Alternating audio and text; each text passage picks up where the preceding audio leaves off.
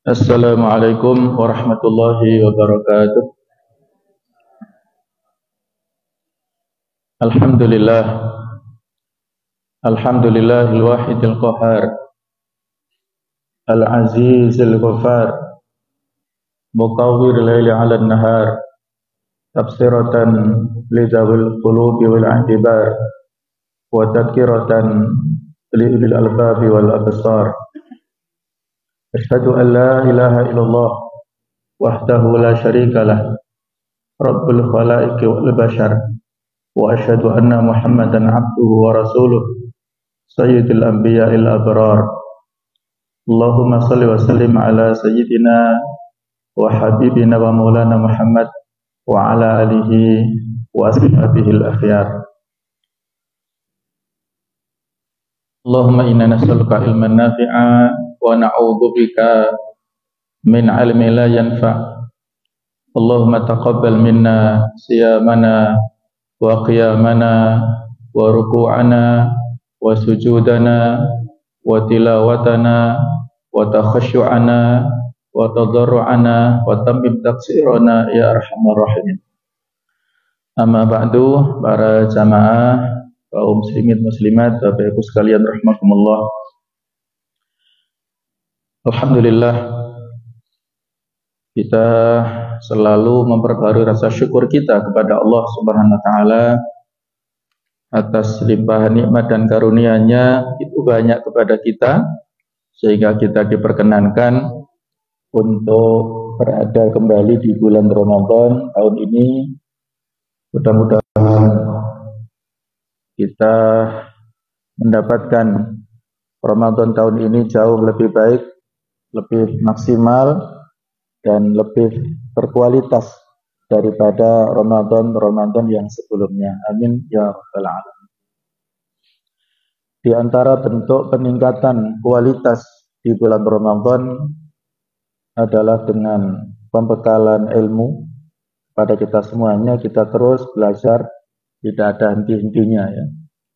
Dan mengisi hari-hari Ramadan dengan ibadah, serta yang menjadi tema kita pada kesempatan ini adalah dengan memperbanyak doa permohonan di bulan Ramadan. Ayat-ayat puasa di surat Al-Baqarah 183 sampai 187, di sela-sela Allah Ta'ala menjelaskan tentang hukum puasa, maka pada ayat 186 Allah Ta'ala menyisipkan tentang pentingnya kita untuk berdoa. Wa idza sa'alaka 'ibadi 'anni fa inni qarib ujibu da'watad da'i idza da'an falyastajibu li wal yu'minu bi la'allahum yarshudun. Ayat ini dalam berbagai riwayat latar belakang turunnya, di antaranya adalah ada seorang A'rabi atau Arab Badui yang bertanya kepada Rasulullah Shallallahu Alaihi Wasallam, Ya Rasulullah, aba'idun Rabbuna fanunadihi am qaribun fanunajihi. Wahai Rasulullah, apakah Tuhan kita itu jauh sehingga kita perlu untuk memanggilnya, ataukah Tuhan kita itu dekat sehingga kita cukup untuk bermunajat, berbisik kepadanya? Maka turunlah ayat ini sebagai respon jawaban dari seorang A'rabi ini. Wa idza sa'alaka 'ibadi anni. Ketika bertanya kepadamu wahai Muhammad, hamba-hambaku tentang aku, ini qarib, maka jawablah, sesungguhnya aku dekat. Ujibu da'watad da'i idza da'an. Aku mengijabah, mengabulkan doa permohonan dari hambaku apabila dia meminta, memohon kepadaku. Falyastajibu li, maka hendaklah mereka memenuhi segala ketaatan perintahku, wal yu'minu bi, dan dalam mereka beriman kepadaku, la'allahum yarsyudun, mudah-mudahan mereka terus berada dalam kebenaran. Nah, itulah respon langsung dari langit tentang pertanyaan A'rabi. Dan memang seperti itulah Al-Quran. Di antara hikmah diturunkannya Al-Quran secara bertahap, berangsur-angsur, yaitu untuk memberikan jawaban persoalan pertanyaan yang disampaikan oleh para sahabat atau oleh orang-orang kafir ataupun orang-orang Yahudi. Dijawab sebagai bukti bahwasanya Al-Quran ini turun dari Allah, bukan karangan Nabi Muhammad sendiri. Kalau wahyu belum turun, beliau tidak bersikap. Ketika turun baru beliau memberikan jawaban. Jawabannya pasti benar karena Allah yang menurunkan lewat malaikat Jibril. Inilah persoalan tentang perintah kepada kita untuk berdoa, khususnya yang ada di bulan Ramadan. Paling tidak ada 3 waktu yang bisa kita manfaatkan di bulan Ramadan untuk berpotensi dikabulkannya doa-doa kita. Yang pertama adalah waktu sahur. Yang ini termasuk di antara sepertiga malam yang terakhir. Paling tidak kita 1 jam sebelum subuh sudah bangun, bisa untuk sholat tambahan ya, qiyamul lail. Walaupun kita sudah sholat witir bersama dengan imam di masjid, sholat tarawih, maka kita lanjutkan dengan sholat malam yang jumlahnya tidak ada batasan. Bisa 2 rakaat, bisa 4, 6, 8 biasanya. Ditambah juga boleh, silahkan. Para ulama dulu tidak membatasi. Al-Imam Az-Zahabi itu bahkan sholat qiyamul lail berapa rakaat? Sampai 600 rakaat. Masya Allah. Nggak bisa kita bayangkan ya. Kok bisa kok kuat panjenengan kita sholat ada yang 8, ada yang 20. Sudah ngantuk-ngantuk ya, sudah bosan ataupun sudah jenuh. Tapi ini Masya Allah para imam ulama kita dulu luar biasa. Ya mereka sudah makomnya para wali ya. Nggak bisa kita tiru ya. Tapi kalau ada yang sekarang seperti itu Masya Allah luar biasa. 600 rakaat. Abu Hanifah itu ya kurang lebih seperti itu, bahkan ya ada yang mengatakan sampai 1000 ya Allah alam. Jadi luar biasa mereka ini ya. Silakan kita sholat semampunya sesuai dengan waktunya. Nah nanti antara waktu ya sahur, setelah sholat kita sahur. Nah antara waktu itu biasanya ada imsak ya. Imsak ini waktu yang untuk menahan diri yang hanya ada di kita di Indonesia. Untuk apa? Berjaga-jaga, karena jarak antara selesainya Rasulullah SAW sahur dengan adzan subuh itu kurang lebih 50 bacaan ayat. Bacaan 50 ayat dari Al-Quran. Jadi kurang lebih ya 10 menitan itu yang kita gunakan untuk beristighfar ya. Yang paling utama itu istighfar. Wal mustaghfirina bil ashar. Amal yang paling utama pasca sahur itu adalah memperbanyak istighfar. Waktu yang berkualitas, karena waktu itulah sepertiga malam terakhir, waktu nuzulul ilah, turunnya Allah ke langit yang paling bawah dan memberikan peluang. Siapa yang berdoa kepadaku, aku akan berikan. Siapa yang memohon ampun, aku akan ampuni. Siapa yang meminta perlindungan, aku akan lindungi. Nah, itulah doa-doa yang bisa kita ucapkan pada waktu sahur. Yang kedua, waktu istijabah di bulan Ramadan adalah pada saat kita berpuasa, siang hari. Pada saat kita subuh sampai dengan waktu maghrib itu, kita memperbanyak doa. Salasu da'awatin la turaddu. Ada 3 jenis doa yang tidak akan ditolak oleh Allah Ta'ala. Yang pertama yaitu doa usa'im hatta yuftir. Doanya orang yang berpuasa sampai dengan berbuka. Yang kedua adalah doaul imam al-adil. Doanya pemimpin yang adil. Yang ketiga doaul mazlum. Doa orang yang terzolimi. Itu mustajab ya.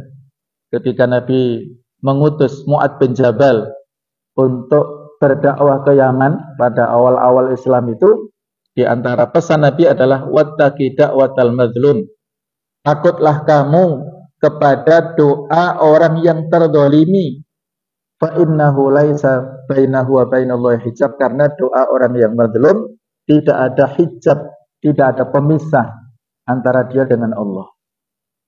Nah, di samping itu ada riwayat lainnya yaitu doa orang yang safar ya, bepergian, ada juga doa orang tua untuk anaknya. Itu dalam berbagai versi ya, semuanya saling melengkapi. Istri ya pada suami juga bisa ya, suami mendapatkan kelancaran karirnya, suksesnya, itu diantara doanya istri ya, di samping doa orang tua dari suami tersebut. Yang ketiga, waktu yang istijabah untuk kita memohon menjelang berbuka puasa. Dalam riwayat hina yuftiru, saat orang itu menjelang berbuka puasa, ya mungkin 5 menit sebelum azan maghrib, itu dimanfaatkan untuk memohon. Lis-shaimi farhatani. Orang yang berpuasa itu punya 2 waktu kegembiraan. Farhatun inda fitrihi. Waktu pertama kegembiraannya adalah pada saat dia berbuka puasa. Wa farhatun inda liqa'i rabbih. Waktu yang kedua pada saat bertemu dengan Allah Ta'ala nanti di akhirat. Dia akan mendapatkan pahala yang banyak. Nah, ini kita manfaatkan. Ya, sebenarnya bukan hanya di bulan Ramadan, tapi di bulan-bulan lainnya pada saat kita berpuasa ada peluang. Apalagi di bulan Ramadan peluangnya lebih terbuka. Nah, cuma sekalian, pada kesempatan ini ya, kita sampaikan ada beberapa cara yang diberikan Allah Ta'ala untuk memberikan respon, mengabulkan doa-doa hamba-hambanya. Paling tidak ada 6 cara Allah Ta'ala dalam memberikan atau mengabulkan doa setiap hambanya. Yang pertama yang biasanya sering ya, kita inginkan, poin yang pertama, cara yang pertama Allah dalam mengabulkan itu, yaitu Allah mengabulkan doa seorang hamba ini di dunia. Pada saat kita memohon, saat kita meminta, itu baik secara langsung disegerakan atau mungkin ditunda beberapa saat. Ini yang kita inginkan. Ada sebuah hadis sahih dari Imam Ahmad, Nabi sallallahu alaihi wasallam bersabda, "Ma min muslimin yad'u bi da'watin laisa fiha ismun wala qati'atu rahim illa a'tahu Allahu biha ihda salas." Tidaklah seorang muslim berdoa dengan satu doa yang di dalamnya itu tidak berisi keburukan, dosa, ataupun tidak berisi tentang pemutusan silaturahim. Ini juga sekaligus pesan kepada kita semuanya.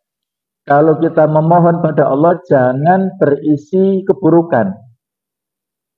Misalnya ya mendoakan tetangganya yang baru dapat rezeki, ya misalnya dapat undian mobil ya misalnya, kita berdoa buruk, mudah-mudahan mobilnya dirampok, nah misalnya ya, ini orang hasad ini.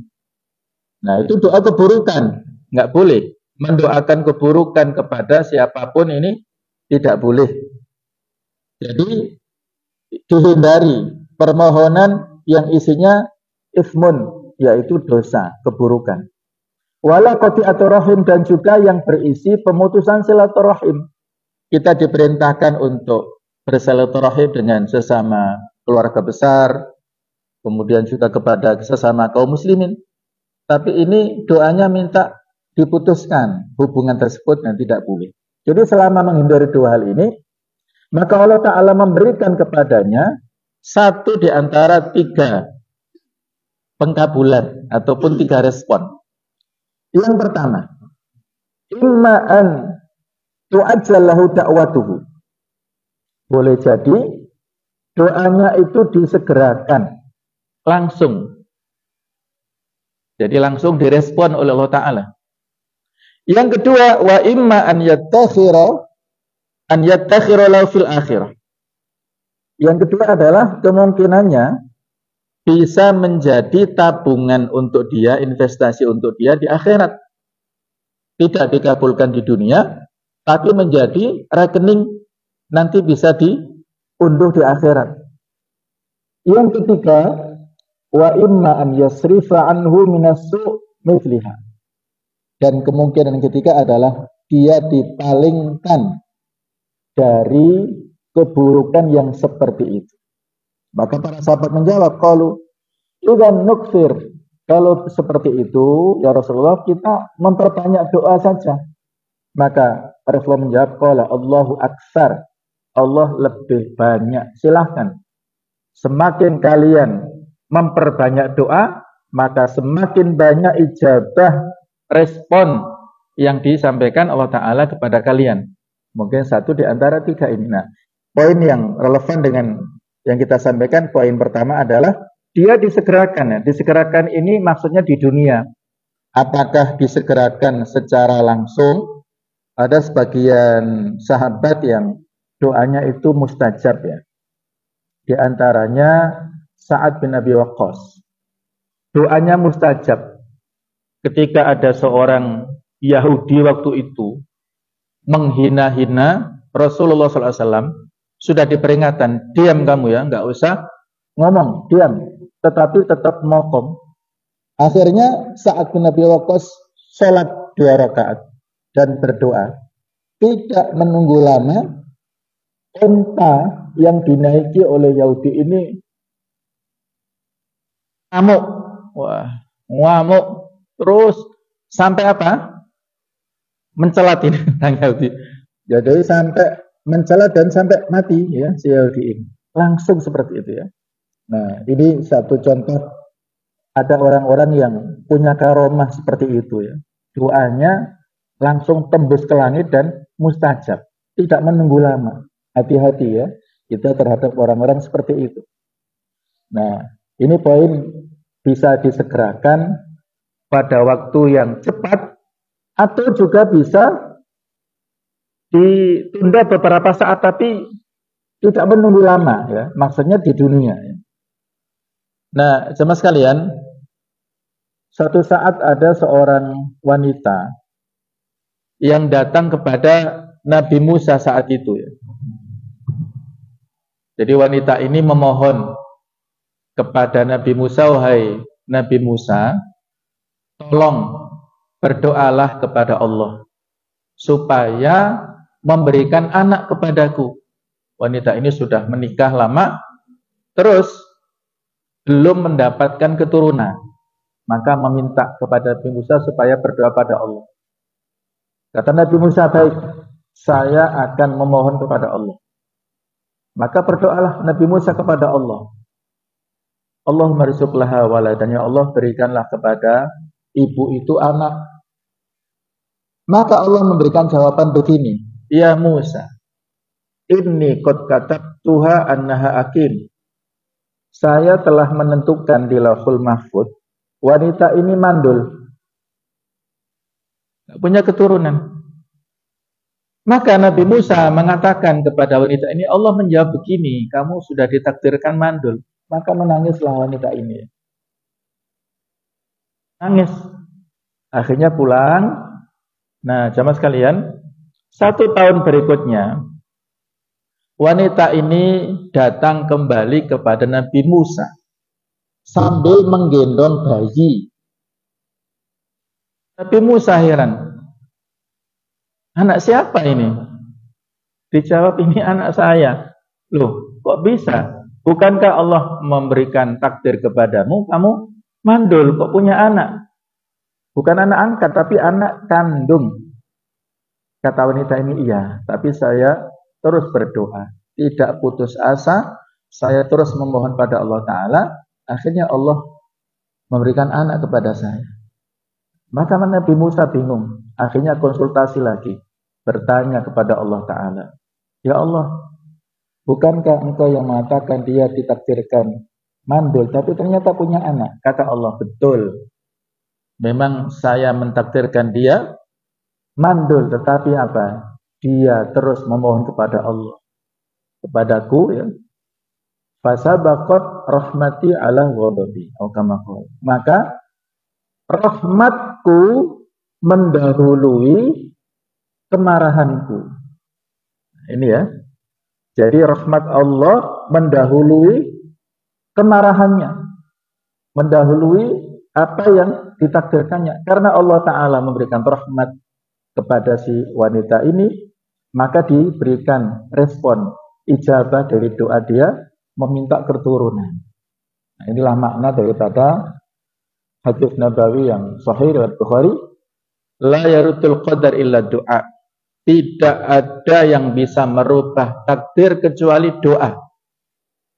Itu sahih ya. Jadi nggak boleh berputus asa walaupun sudah ditulis di Lauhul Mahfuz, tapi ada kemungkinan berubah. Kita kan nggak tahu tertulisnya seperti apa, nggak bisa ketahui ya. Rahasia itu Allah Ta'ala saja yang tahu ya. Allah punya kehendak. Yamhullahu ma yasha wa yuthbitu wa indahu ummul kitab. Allah berkuasa untuk menghapus segala sesuatu, menetapkan segala sesuatu, dan di sisinya ummul kitab, induk dari segala kitab, Lauhul Mahfuz. Allah saja yang tahu. Nah, jadi silakan kita berpikiran positif, berhusnudzon ya. Ini penting. Kita berhusnudzon. Nah, ini kan contoh tadi ya, di samping dikabulkan segera, bisa juga ditunda. Berhusnudzon.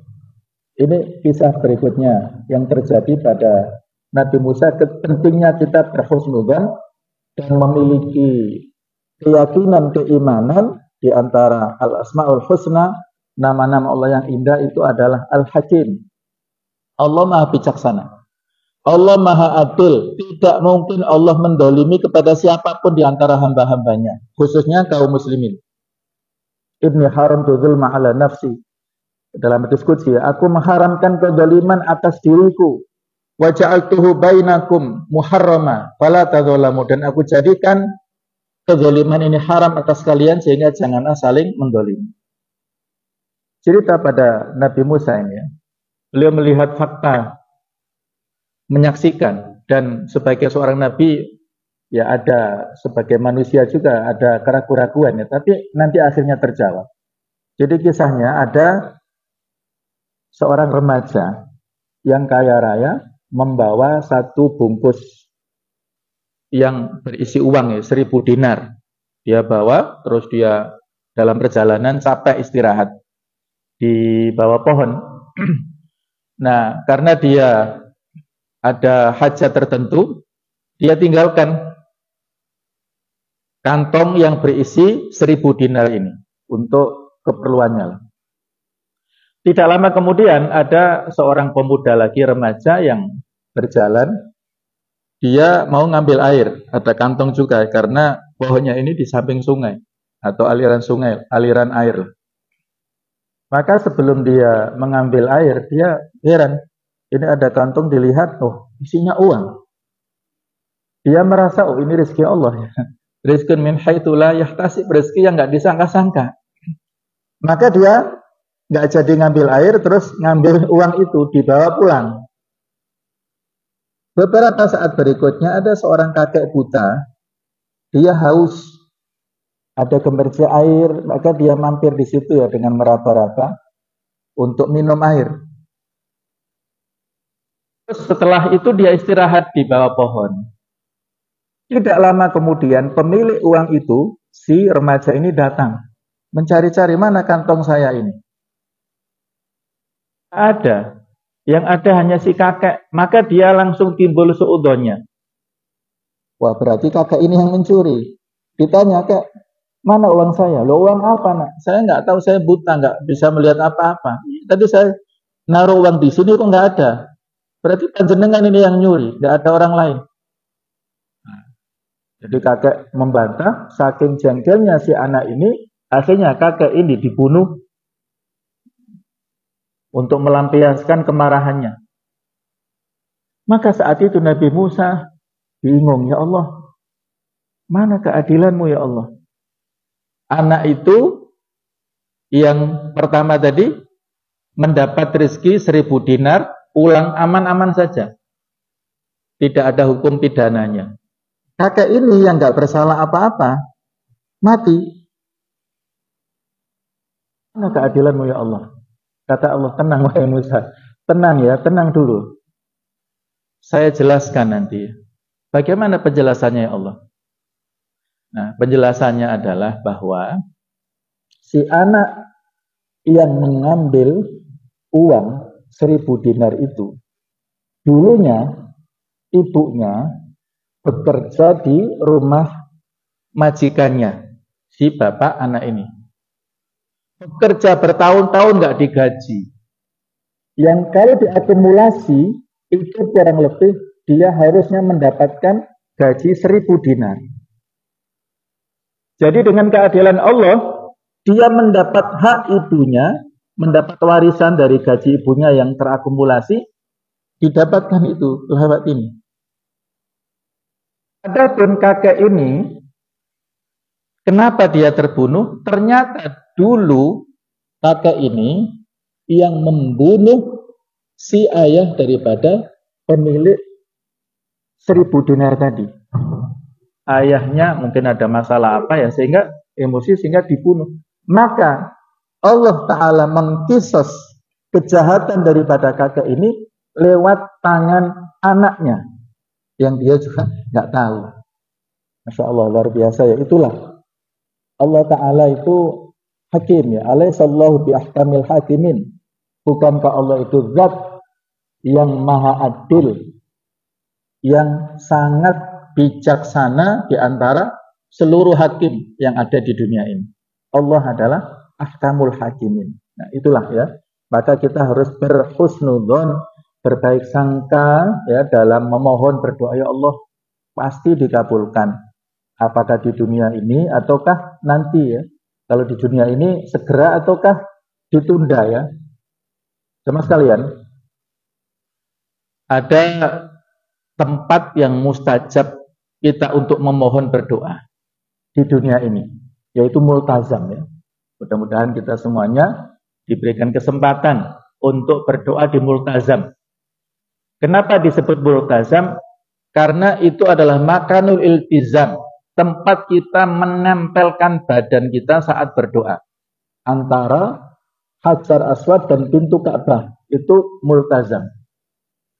Laki-laki, wanita silakan, karena tidak ada batasan. Kalau sekarang mungkin ya ada batasan, ada aturan ya tertentu, tapi berusaha ya untuk berdoa di sana.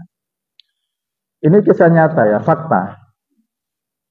Ada askar ya, askar ini polisi ya. Mungkin panjenengan kalau pernah ke sana, ada polisi yang bertugas menjaga Hajar Aswad ini untuk merapikan ya supaya nggak terjadi bentrok. Dan dia juga jaga kalau yang kelamaan di multazam diseret ya, kelamaan doanya. Nah, askar ini bekerja di situ kurang lebih selama 30 tahun. Pada awal-awal dia bekerja itu ada seorang laki-laki yang sangat khusyuk berdoa dengan suara yang keras. Intinya minta uang, minta anak ya, uang, minta anak. Ya Allah, saya sudah menikah lama belum dapat anak. Berikanlah anak kepada saya, Allah. Khusyuk doanya dengan suara yang khas. Nah, akhirnya kejadiannya ya kurang lebih beberapa waktu berikutnya, ya 15 tahunan lah.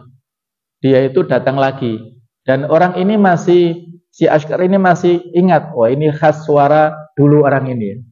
Suaranya mirip lah ya. Apa isi doanya itu? Ya Allah, Saya punya anak tapi mursal. Anaknya ini susah diatur, wafatkanlah dia saja ya Allah daripada saya nggak bisa mendidiknya. Wah, jadi dia minta mohon supaya anaknya mati saja daripada makan nanti lah gitu ya. Akhirnya si Askar ini agak jengkel juga. Sini dikasih nasihat lah, tidak tahu kamera teknis ya, suasananya kan ramai. Kamu jangan minta seperti itu. Saya ingat ya, 15 tahun yang lalu ini, kamu minta supaya dapat anak. Nah, sudah dapat anak, kok sekarang supaya diwafatkan, ini kan aneh. Ganti doamu. Apa isinya?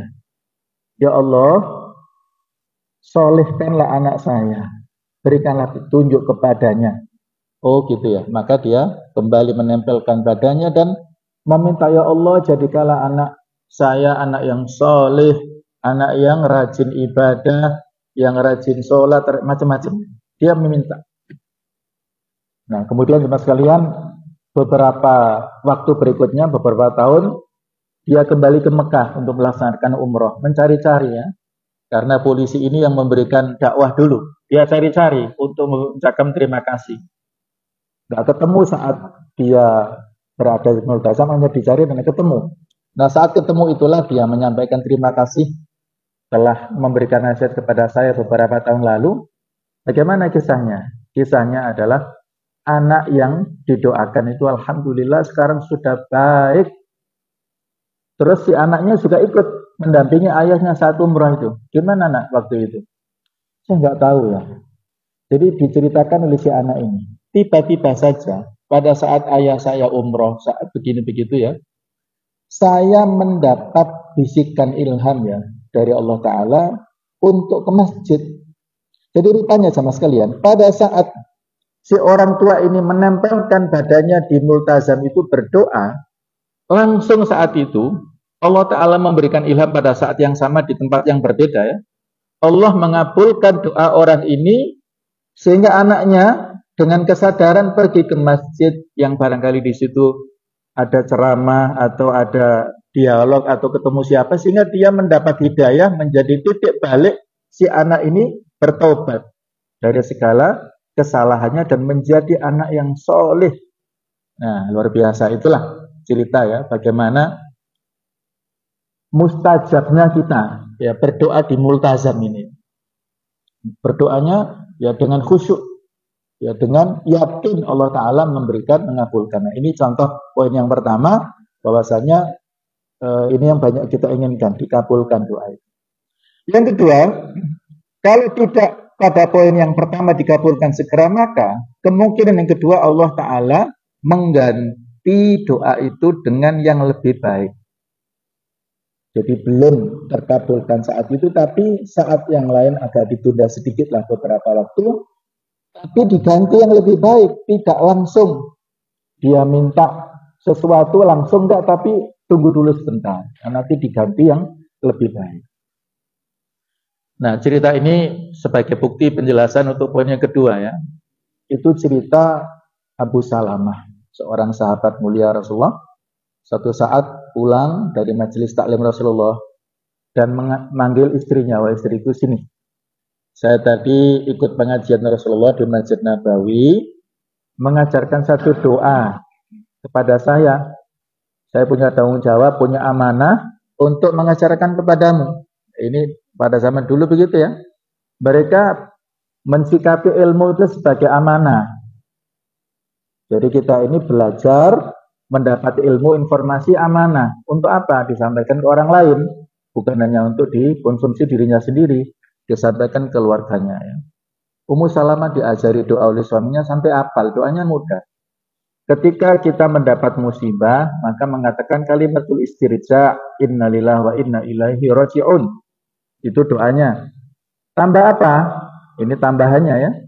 Allahumma ajurni fi musibati wa akhlifni khairan minha. Ya Allah, berikanlah pahala kepadaku dalam musibahku ini dan berilah ganti yang lebih baik. Nah, itu doanya ya.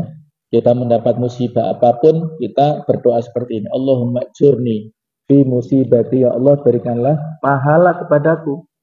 Dengan bersabar ya, dengan ridho terhadap takdir, Allah Ta'ala berikan pahala kepada kita, wa akhlifni khairan minha, dan berilah ganti yang lebih baik.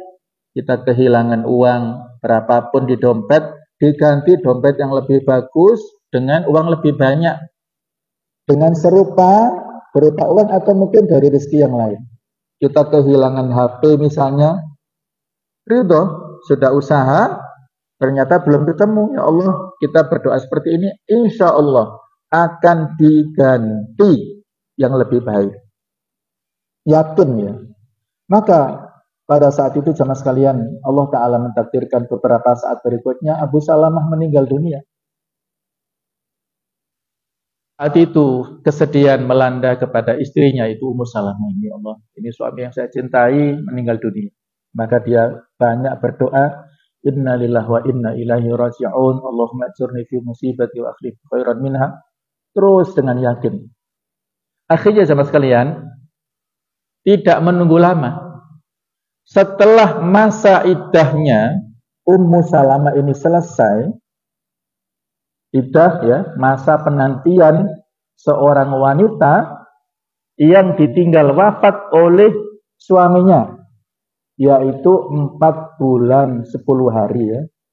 Selama masa iddahnya dia nggak boleh keluar rumah, menunggu. Kecuali kalau dia orang tua yang tidak ada fitnah, apakah kalau ada hajat kebutuhan. Tapi kalau dia masih muda, tidak boleh keluar rumah, menunggu selama 4 bulan 10 hari. Dia menunggu di rumahnya. Nah, selesai masa iddahnya, datanglah Rasulullah Shallallahu Alaihi Wasallam untuk melamar Ummu Salamah, memintanya menjadi istri beliau. Jadi poin yang kedua tadi langsung diijabah ya. Berilah saya ganti yang lebih baik dari musibah yang saya dapatkan. Suaminya orang soleh, meninggal dunia, diganti oleh Allah dengan seorang yang lebih soleh, bahkan yang paling soleh, terbaik seluruh dunia, yaitu Nabi Muhammad SAW. Nah itulah ya, contoh pada saat orang berdoa memohon, kadang-kadang tidak diberikan apa yang diminta, tapi jauh melebihi yang lebih baik daripada permohonannya, permintaannya.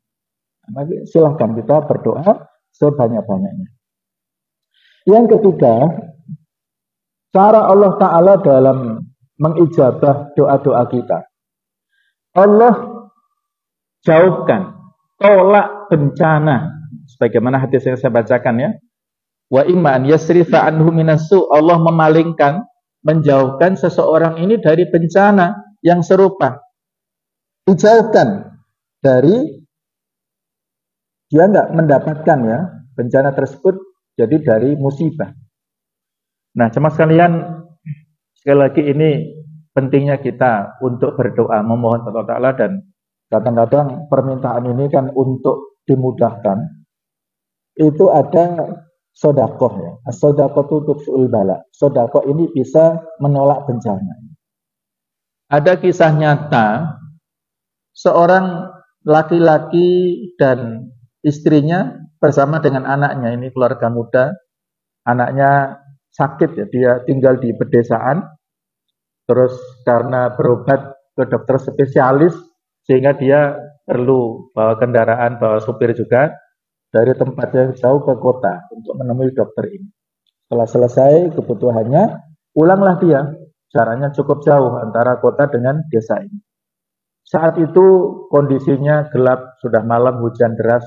Kemudian mereka mampir ke rumah makan atau ke warung lah, warung kecil gitu. Setelah itu mereka lanjutkan, hujan deras sekali sehingga jalannya licin. Terjadi banyak kecelakaan, mobil-mobil lain banyak yang nyungsep, banyak yang kecelakaan yang error ya. Ternyata kecelakaan dialami juga oleh beliau, tapi selamat. Kalau penumpang mobil-mobil yang lain itu banyak yang tewas meninggal dunia. Keluarga ini utuh, sopirnya sehat, anaknya, istrinya sehat. Alhamdulillah. Akhirnya apa? Pada saat itu dia bermuhasabah, evaluasi Allah. Alhamdulillah. Walaupun mungkin mobilnya lecet-lecet ya, nggak masalah, bisa direparasi. Tapi nyawanya sehat semuanya. Alhamdulillah. Dia merenung apa kira-kira ya? penyebab Allah Ta'ala menyelamatkan mereka dari kecelakaan ini. Dia merenung, oh ternyata pada saat di perjalanan itu mampir ya di warung tadi, ada susu ya, kembalian ya, 2000, itu nggak mau dia, wis nggak apa-apa Pak, saya ikhlaskan untuk panjenengan ya. Mudah-mudahan bisa menjadi wasilah keselamatan kami ya, berjalan pulang ke rumah ini ya. Masya Allah ya.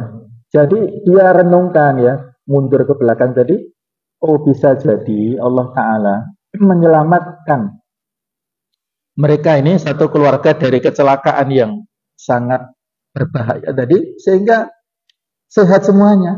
Coba kita bayangkan ya, hanya dengan 2.000 rupiah, itu kan kecil sekali ya. Bukan 20.000, bukan 200, tapi hanya 2.000 saja dia ikhlas untuk sedekah kepada si pemilik warung ini, dan menjadi wasilah tawasul dalam memberikan keselamatan kepada keluarga ini. Nah, itulah jemaah sekalian, ya kadang-kadang Allah Ta'ala mengabulkan doa kita, yaitu dengan dipalingkan atau dijauhkan dari mara bahaya. Baik, kemudian jemaah sekalian, yang keempat, cara Allah Ta'ala dalam mengabulkan doa kita adalah dengan memberikan ketentraman, ketenangan hati. Ya, ini penting ya, kebahagiaan, kenyamanan. Di Quran surat 13 ayat 28 Allah Ta'ala berfirman, ala bidzikrillah tatmainnul qulub, ketahuilah dengan berzikir kepada Allah maka hati menjadi tenang, menjadi nyaman, tentram. Jadi doa ini bisa menenangkan ya, menenangkan hati kita, pikiran kita. Kalau kita galau, maka banyak-banyak berzikir, memohon, berdoa pada Allah Ta'ala. Nah, jemaah sekalian, ketenangan hati inilah yang bisa menjadikan kesehatan fisik kita. Ada kisah nyata juga ini, seorang profesor, dokter yang sakit jantung ya, dia itu mau dioperasi di luar negeri sana, di London. Nah, suatu saat, pada saat dia pulang kerja ya, mampir di sebuah warung yang jual daging, ya mungkin kayak Jagal lah. Dia biasa langganan di situ. Nah, saat berinteraksi dengan penjualnya, dia melihat seorang ibu-ibu yang agak tua gitu ya, mengais-ngais di tong sampah. Bu, ngapain panjenengan? Ini Pak, saya mencari-cari daging ya, untuk makan keluarga saya, anak-anak saya masih kecil. Bu, begini saja ya, panjenengan bisa mengambil daging ke sini, dia akhirnya berinteraksi ya dengan penjual daging. Pak, tolong siapkan daging untuk ibu ini, ya paling enggak ada jatah lah untuk dia sebulan 2 kilo. Nanti bisa dibagi, apakah diambil 1 pekan sekali atau 2 kali, silahkan. Ya, akhirnya terima kasihnya luar biasa si ibu ini ya, Masya Allah. Terima kasih atas kebaikan si bapak ini. Nah, akhirnya jemaah sekalian, bapak ini pulang ke rumah dalam keadaan hati yang tenang, nyaman ya. Sampai istrinya heran, ada apa kok senyum-senyum saja ya. Ada apa sih, dapat rezeki apa? Anaknya juga heran, ada apa Pak? Nah, maka diceritakan begini begitu ya. Dia mendapat kenyamanan, kebahagiaan luar biasa.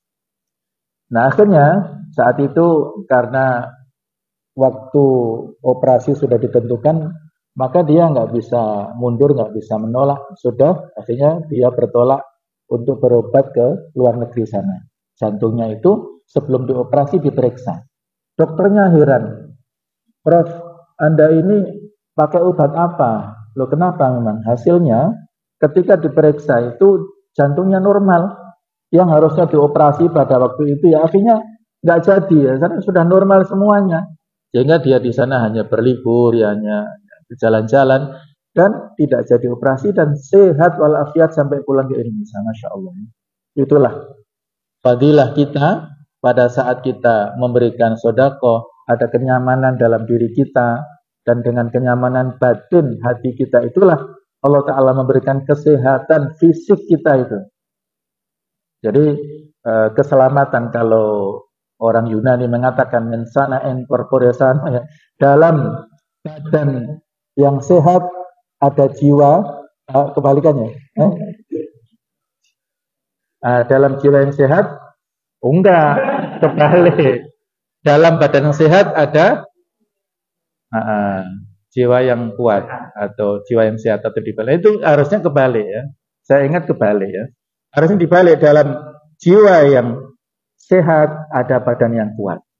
Karena kalau kebalik dari peribahasa atau semboyan orang sana, itu banyak orang yang fisiknya kuat, para atlet ya sehat fisiknya, tapi ternyata juga bunuh diri ya, jiwanya nggak sehat. Nah, tapi kalau jiwanya yang sehat, insya Allah fisiknya kuat, insya Allah. Semakin dia sehat jiwa rohaninya, maka fisiknya semakin sehat. Nah, baik. Yang kelima, cara Allah Ta'ala dalam mengabulkan doa kita, Allah membersihkan keburukan hamba dan digantikan dengan kebaikan-kebaikan. Ini seperti di surat Al-Furqan ayat 70, illa man taba wa amana wa amila salihah faulaika yubadilullahu sayyi'atihim hasanat wa kana Allahu ghafurur rahim. Kecuali orang yang bertaubat dan beriman serta beramal soleh, maka mereka itulah akan digantikan Allah Ta'ala keburukan-keburukannya dengan kebaikan, dan adalah Allah itu maha pengampun lagi maha penyayang.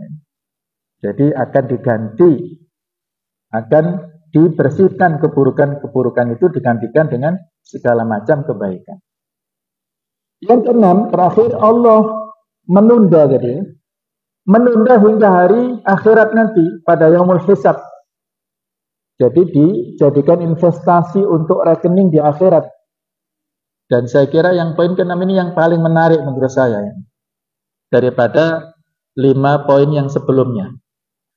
Disebutkan dalam kitab Kalimatullahil Ulia, ada seorang hamba yang nanti berjumpa dengan Allah Ta'ala pada hari kiamat.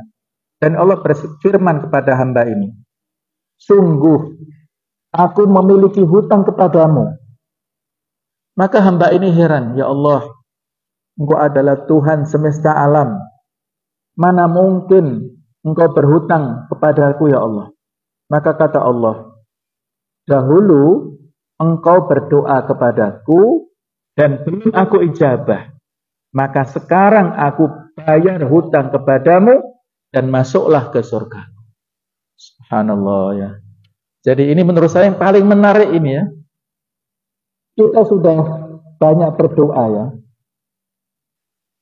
Ya mungkin malah perlu hati-hati ya kalau kita berdoa terus langsung direspon, itu harus hati-hati juga, bisa jadi ya itu satu sisi karomah alhamdulillah ya. Tapi kalau sisi yang lain istidraj misalnya ya, karena kita belum maksimal dalam ketaatan dan masih banyak maksiatnya kok mujarab doanya, ini hati-hati, bisa jadi istidraj, kemanjaan dari Allah Ta'ala yang kalau kita lupa maka akan ditenggelamkan dalam azabnya ya. Hati-hati ya. Jadi yang menarik ini, kalau kita punya hajat kebutuhan yang banyak, kita sudah sering ya Allah, sudah doa sering, tapi belum ada yang terkabul 1, 2, 3 kok belum, nah nggak apa-apa. Justru itu nanti menambah pundi-pundi rekening kita di akhirat. Allah Ta'ala nanti akan memberikan ijabah tadi ya. Aku akan penuhi hutangku sekarang yang dulu belum aku ijabah, silahkan kamu masuk ke surga. Wah luar biasa ini ya, yang saat itu semua kita pasti membutuhkan yang namanya masuk surga ini. Yang terakhir, perkataan Umar bin Khattab yang sangat menarik ya. Ini menarik perkataan Umar ini. Inni la ahmilu hammal ijabah. Saya tidak mempedulikan tentang terkabul atau tidaknya doa saya. Wa inna ma ahmilu hammad du'a. Tetapi yang aku pentingkan itu adalah bagaimana supaya berdoa. Fa idza ulhimtu du'a, kalau saya dikasih ilham untuk berdoa, fa innal ijabata ma'ahu, maka sesungguhnya ijabah itu akan membersamainya. Ilustrasinya kata Ibnu Taimiyah begini ya. Kalau kita lapar, kita haus, bagaimana caranya? Ya makan, ya minum ya kalau nggak puasa. Kalau istirahat ya capek. Jadi maksudnya apa? lapar, haus, capek ini kan sinyal-sinyal ya, ataupun alarm-alarm. Nah, kalau kita punya hajat kebutuhan juga seperti itu. Kita minta apa, makan, minum, istirahat itu wasilahnya, sebabnya. Akibatnya adalah kenyang, seger, sehat. Nah, seperti itu pula kalau kita ingin sesuatu. Doa itu wasilahnya, alarmnya, sebabnya, ijabah itu adalah akibatnya. Kalau kita sedang berdoa dan kita merasa khusyuk sampai menangis, maka teruskan. Itu tanda bahwasanya apa yang kita minta saat itu insya Allah akan diijabah oleh Allah Ta'ala. Semakin kita merasa khusyuk nyaman dalam berdoa, maka semakin potensi ijabah itu ada pada saat itu. Ya, kita mungkin merasakan begitu ya. Mungkin kita nggak setiap berdoa nangis lah. Tapi satu saat itu pernah. Kalau ada orang yang dari kecil sampai sekarang berdoa nggak pernah nangis, itu kebangetan. Ada apa gitu ya, nggak pernah nangis ya, saat baca Quran nggak pernah nangis, saat doa juga ketawa-ketawa misalnya ya, berarti ada sesuatu yang error. Nah, maka harus diperbaiki hatinya. Jadi kalau satu saat ya, saat mustajab ya, saat kita tadi di Multazam dekat dengan Ka'bah berdoa ya, nangis, nah itu berarti tanda doa kita itu diijabah. Silakan maksimalkan permintaan. Sudah dirapel semuanya di situ. Silakan. Nah, inilah semua sekalian, ada peluang-peluang seperti ini, mari kita manfaatkan hari Ramadan yang masih banyak tersisa ya. Kita belum tentu bertemu dengan Ramadan tahun depan. Bisa jadi Ramadan ini yang paling terakhir untuk kita dapatkan. Mari bersama kita hidupkan hari Ramadan, terutama malam-malamnya, dengan bersama-sama berdoa kepada Allah Ta'ala. Subhanakallahumma bihamdik, asyhadu an la ilaha illa anta astaghfiruka wa atubu ilaik. Wassalamualaikum warahmatullahi wabarakatuh.